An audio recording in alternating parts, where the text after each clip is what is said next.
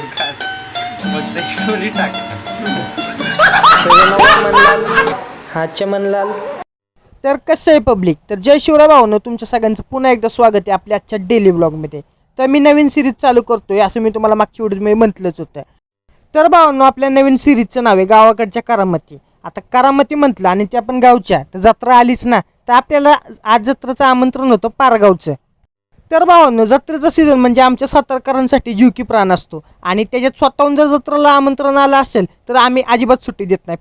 आता आपल्याला पारगावच्या जत्रेचं आमंत्रण दिलं होतं शिवशक्ती क्रेन्सवाल्यांनी, म्हणजेच आपल्या वैष्णवीनं. आता वैष्णवी माझी चांगली मैत्रीण आहे, म्हणून मी आलो की बरोबर ती मला न्यायला आली खाली.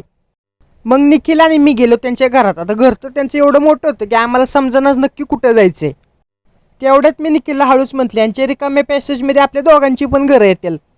भावांनो, यांचं घर एवढं सुंदर होतं ना, खूप सुंदर, म्हणजे शेताच्या मधोमध होतं, चारी बाजूला शांतता, हिरवळ, एकदम मस्त. मग ते आम्हाला राहवलं नाही, म्हणून निखिलनं आम्ही बाहेरच खुर्ची टाकून बसलो. आता आमचं चहा पाणी तर झाला, तेवढ्यात वैष्णवी म्हटली, हे तर काहीच नाही, चला तुम्हाला आमचा गोठा दाखवते. मग आम्ही गेलो त्यांचा गोठा बघाय. आता त्यांच्या गोठ्यात तर देशी गाय पण त्यांनी पाळल्या होत्या, ती पण चांगल्या.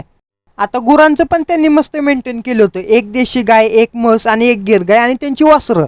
मग आम्ही मारला मस्तपैकी मटणा होता आणि गेलो पारगावची यात्रा फिराय. आता पारगावची यात्रेत मला माझी ही मैत्रीण भेटली, परत हा मित्र भेटला, हा म्हणजे साहिल, लक्षात ठेवा.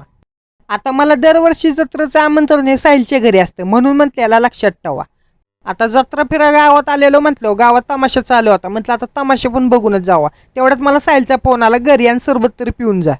आता निखिलला थोडीशी शॉपिंग करायची होती. मग निखिलने घेतला परफ्यूम आणि त्याला घ्यायचा होता मोबाईलचा कवर.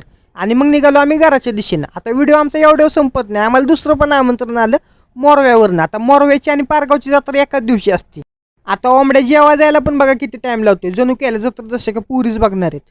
मग भावांनो, आपण पोचलो मोरव्यात. गावात गेलो की सगळी पोरं बिरं भेटली काय, आता आजोळची जत्रा नापली. मग पोरांची गाठी बिटी घेतली आणि गेलो मामाच्या घरी.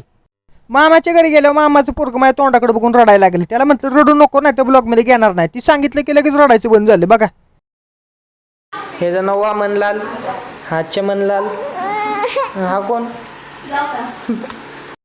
मग माझ्या मामाच्या पोरांना माझ्या मित्रांना चांगली नावं ठेवली, वामनलाल आणि चमनलाल. आणि मग आम्हाला जेवाय वाढले. तर चला भावांनो, व्हिडिओ लाईक आणि शेअर फॉलो करा.